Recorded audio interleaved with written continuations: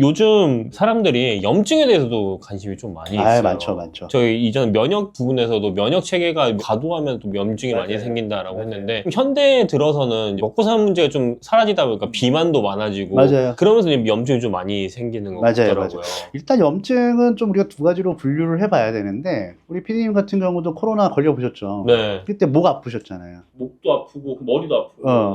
근데 목이 붓잖아요. 네. 이때는 무슨 염증이냐면 급성염증이에요. 일반적으로는 3, 4일 내로 다 회복이 되죠. 건강한 성인의 경우는. 근데 이제 만성염증이라고, 그거보다는 염증의 정도는 약하긴 하지만 우리 몸에 상존하는 경우가 있어요. 상존한다. 비만이나 뭐 이런 부분들이 있을 때 이러한 어떤 만성염증이 상존을 하게 되면 당뇨병이 생기고 고지혈증이 생기고, 더 나아가서는 여러 가지 퇴행성 뇌질환, 알츠하이머도 마찬가지고, 이게 다 만성염증하고 다 연관이 돼 있어요. 만병의 근원인데 염증과 알츠하이머가 연관이 있나요? 상관이 돼 있죠. 알츠하이머는 뭐 특정 단백질이 관여를 한다고 알려져 있지만 네. 그 근간에는 만성염증이 있어요. 그래서 말초의 염증, 만성염증이 큰 사람들이 알츠하이머 걸릴 확률이 더 높아요. 지금 우리가 얘기하는 염증은 만성염증을 말하는 거예요. 그래서 만성염증 같은 경우가 실제로 여러 가지 만성질환들, 네. 당뇨, 고지혈증, 고혈압 뭐 이런 것들의 원인이 된다고 알려져 있죠. 그렇기 때문에 이거에 대해서 관리를 많이 해야 된다라고 하고, 또 이 부분이 대사증후군이라고 해서 비만과도 굉장히 밀접한 관련이 되어 있기 때문에 요새는 다이어트와 만성염증 이거를 결부를 시켜서 다이어트 할 때 만성염증을 어떻게 잡아갈 것인가. 만성염증이 풍부해지면, 쉽게 말씀드리면 만성염증이 몸에 상존하게 되면 살이 잘 찌는 체질이 되는 거죠. 그게 대사증후군이니까. 그래서 만성염증을 잡아가면서 식습관도 관리를 하고 뭐 운동도 해가면서 살을 빼는 게 훨씬 더 유리하다. 염증이라는 것 자체가 몸에 안 좋은 것처럼 많이 그건 느껴지는데. 아니죠. 왜냐하면 염증이라는 거는 면역 반응이 과도화된 면역 반응이 되는 거죠. 만약에 염증이 없었다면 사람은 생존을 못했을 거다. 왜냐하면 우리가 염증이 지금 문제가 된다고 하지만 126년 전으로 돌아가면 상처 한 방에 죽을 수도 있어요. 항생제 없잖아요. 네. 현생 인류 호모사피엔스가 보통 뭐 2, 30만 년? 뭐 길게 보시는 분들도 있고, 그러면 예를 들어 20만 년이라고 치고 페니실린이 상용화가 된 게 2차 세계대전 때예요. 엄밀히 말하면 75년 정도 됐어. 80년 정도 항생제가 생겨난 게. 그럼 20만 년 역사 속에서 80년은 아무것도 아니죠. 그럼 그 전까지는 항생제 없이 살았네. 그러면 어떻게 되냐면, 조금만 상처가 나더라도 면역 반응이 과도하게 반응하는 게 살기 유리할까요? 반응을 덜 하는 게 살기가 유리할까요? 조금만 세균이 들어와도. 과도하지 않게 하는 게. 과도하게 안 하면 죽어버려요. 감염돼서. 그럼 과도하게 반응을 해야지 우리가 살 확률이 있는 거예요. 그러니까 예를 들어서 내가 또 타박상을 입었어요. 거기 꺾어졌어요. 네. 이 팔 꺾어지면 이 주변이 어떻게 되죠? 붓죠. 네. 그때 염증 반응이거든요. 그러면 예를 들어서 염증 반응이 생겨가지고, 그러니까 면역 반응이 과도하게 나가지고 이쪽에 막 고름이 앉고 네. 뭐 이렇게 해가지고, 솔직히 나중에는 이쪽 부분을 사용을 할 수 없을지언정, 그 전에는, 우리 항생제 발견 전에는 우리가 생존을 할 수 있는 거예요. 염증 반응이 나와야지. 못 오게 하니까. 염증이라는 게 만약 없었으면 호모사피엔스는 존재할 수가 없어요. 근데 지금 문제가 되는 건 뭐냐? 항생제도 나왔죠? 소염제도 있죠? 이런 부분들 때문에 사람들이 면역 체계를 잘 사용을 할 일이 줄어들었어요. 이 면역 체계는 오발탄을 쏘는 거죠. 쓸데없는 부분에서 면역 체계가 갑자기 활성화가 돼버린다든가, 활성화된 면역 체계가 안 꺼지는 거예요. 스위치 오프가 돼버리는 거예요. 과거에는 항생제 발견 이전에는 면역 체계가 과도하게 활성화가 됐을 때 생존에 훨씬 더 유리했었어요. 몸의 일부는 못 쓰더라도 우리 생명에까지는 그나마 이렇게 생존할 수 있는 부분이 있었단 말이에요. 근데 지금은 소염제 써, 항생제 써, 그러면 금방 잡히거든요. 네. 그 대신에 이런 부분들이 체내의 만성염증이나 이런 부분들에 있어서 훨씬 더 민감해진 거예요. 체내 시스템이 면역 체계를 활성화할 거 아니야. 옛날엔 20만 년간 활성화가 됐던 애들인데, 우리 선조들부터 그게 이제 프로그래밍이 돼 있는데, 그럼 조금만 먹어봐도 면역 체계, 특히 이제 살찐다던가 장 환경이 안 좋다던가 이랬을 때 염증 반응이 생기고, 그 염증 반응이 체내로 유입이 되면 우리 몸에 있는 면역 세포들이 뭔가 자극이 왔을 때 과도하게 활성될 수 있는 기회가 많아지는 거예요. 더 민감해지는 거예요. 조금만 톡 건드려도 턱 터지는 거죠. 그렇기 때문에 염증 반응은 우리의 생존에, 그러니까 면역 체계와 굉장히 연관이 되어 있기 때문에, 면역 체계가 가동이 안 되면 감염으로 죽어요. 그렇기 때문에 우리 면역 체계가 가동이 돼서 활성화가 돼야지 우리가 생존을 할 수 있어요. 근데 얘네들이 이제는 제어가 안 되기 시작한 거예요. 왜? 우리한테 다른 무기들이 생겼거든. 우리는 옛날에는 얘만 갖고 싸운 거예요. 근데 지금 다른 무기들이 생겼잖아요. 그러니까 이 무기가 이제는 필요 없다기보다는 약간 구식으로 쳐주는 거죠. 근데 얘는 써야 될 거예요. 얘 쏘고 싶을 거 아니에요. 여기 있는 소속된 군인들은 한 번씩 쏘는 거예요. 그러니까.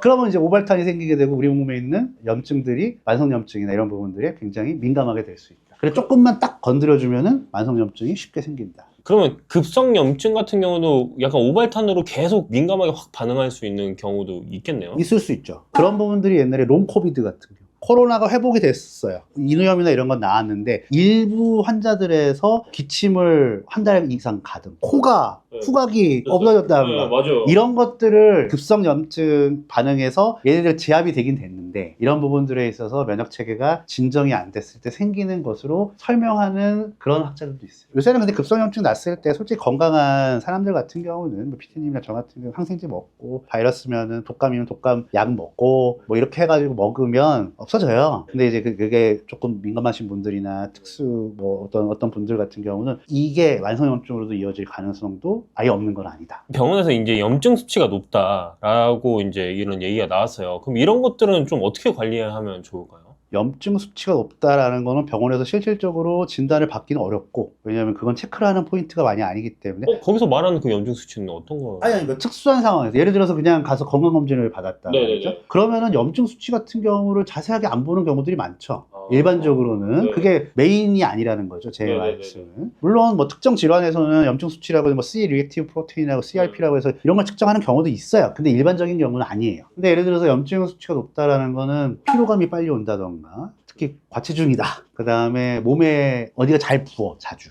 붓는다는 게 이렇게 부종처럼 붓는 게 아니고 왜 저도 지금 그렇지만 잇몸이 붓는다던가 저 같은 경우는 귀 여기도 잘 부어요. 뭐 몽우리 같은 게 있어. 몽우리 같은 게 있는데 이런 것도 마찬가지고 그러니까 여러 가지 다래끼가 자주 난다던가 뭐 이런 부분들에 있어서 불편한 점이 있을 수가 있는데 그런 상황이 이제 만성염증이 굉장히 활성화가 된 부분이다. 그럴 때 염증 관리를 해야 된다라는 거죠. 그럼 그 관리는 어떻게 하면? 염증 관리 같은 경우는 솔직히 일단은 과체중이시면 체중을 빼는 게 제일 중요하고 네. 염증을 유발할 수 있는 염증 원들, 술, 담배 이런 거 하시면 안 되고 그리고 관련해가지고 염증을 잡을 수 있는 영양제 같은 경우도 참고로 그런 분들한테는 추천해 드릴 수도 있어요. 어떤 또 커큐민도 될 수가 있고 커큐민? 네, 대표적으로 항염증과 관련해서는 커큐민도 될 수가 있고 이런 천연물들 같은 경우가 실질적으로 이 염증 반응이나 이런 것들을 뭐 직간접적으로 억제를 해줘가지고 굉장히 좋은 효과를 얻을 수도 있어요. MSM 같은 관절염에 사용하는 소재죠. MSM 같은 경우도 그럴 수도 있고 그래가 그 관련된 그 염증이 뭐 관절염도 염증이고 다 염증이잖아요.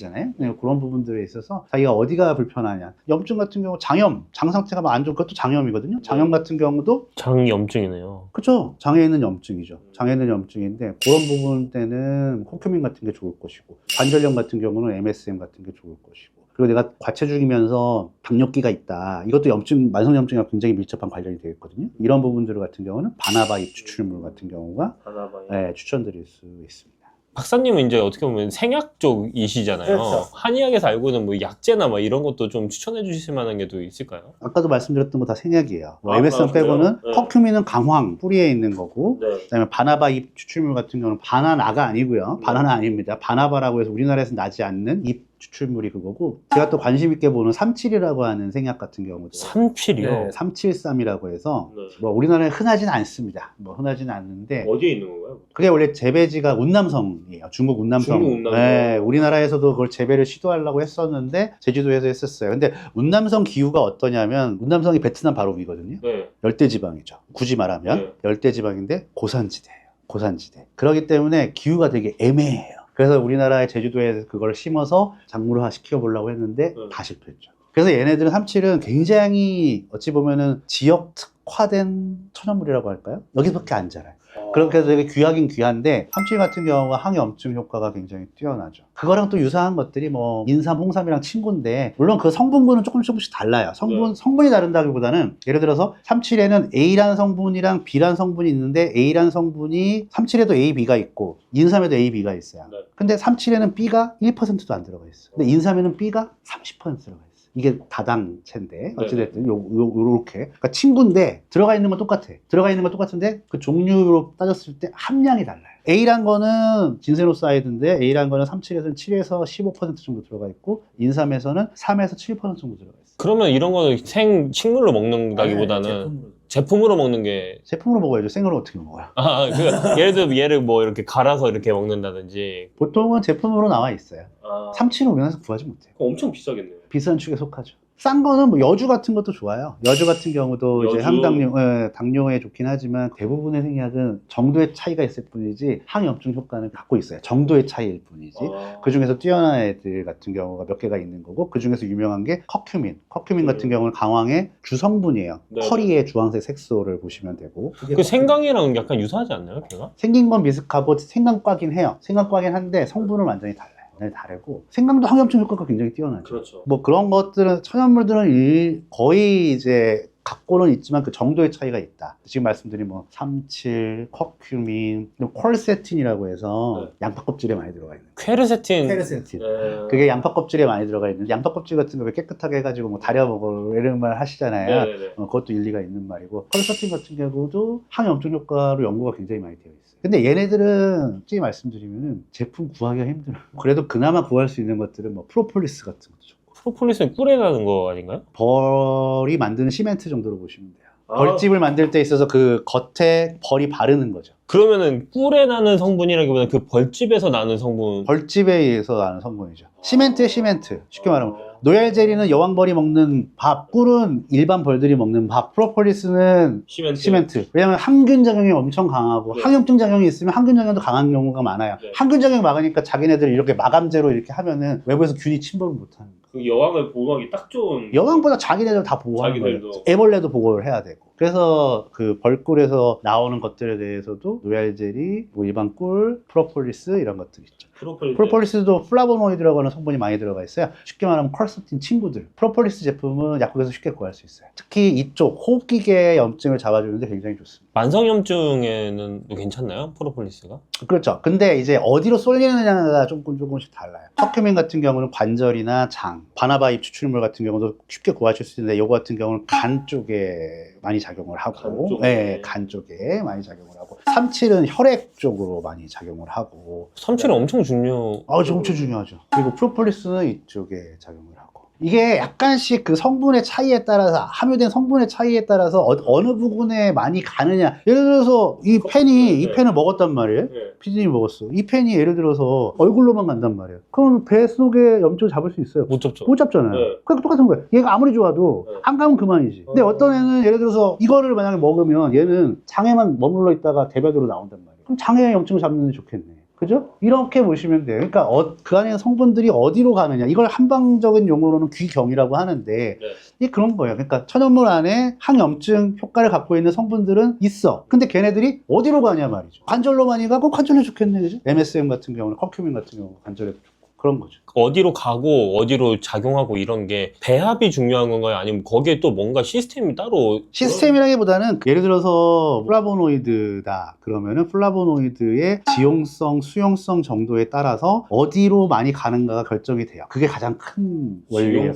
수용성이냐에 따라서. 커큐민 같은 경우는 굉장히 지용성이기 때문에 솔직히 흡수가 굉장히 어려워. 그 대신에 조금 흡수가 됐을 때 관절이나 우리 몸 그래도 조금 안쪽으로 많이 침투하는 경향이 있고, 뇌도가 이렇게 침투하는 경향이 있고, 그냥 프로폴리스 같은 경우는 아무래도 이 위쪽으로 오는 경향이 있는 것 같아요. 호흡기 쪽으로 많이 오는 경향이 있고, 그 다음에 뭐 삼칠 같은 경우는 혈액 쪽으로 많이 가고. 근데 혈액으로 가는 거는 재미있게 간에도 좋을 수밖에 없어요. 왜냐면 모든 혈액은 간으로 통과하기 때문에. 아까 말씀하셨던 그런 간에 가는 거, 뼈에 가는 거, 그리고 뼈에 간다고만 하지 말고 네. 그쪽으로 그래도 많이 간다. 다른 데도 좀 가는데, 그쵸. 그쵸. 이게 쏠리면 이게 네. 점으로 표시하면 왜 네. 이쪽에 많이 몰려 있는 거지. 그러니까 그쵸, 약간 그쵸. 그런 식이지. 그런 애들 중에서 제일 구하기 쉬운 거는 지금 바나바 잎추출, 프로폴리스. 나머지는 구하기 좀 어렵다는. 삼칠 같은 경우 좀 고가기도 하고, 네. 있는 데는 있어요. 약국에 있는 데는 있고, 그 다음에 커큐민 같은 경우는 인터넷에 요새 많이 나와요. 인터넷 아이허브 막 이런 데 아이허브엔 당연히 있고. 커큐민은 요새 제일 많이 하는 것 중에 하나예요. 관절이랑 장 쪽으로 많이 연구가 돼요. 관절사.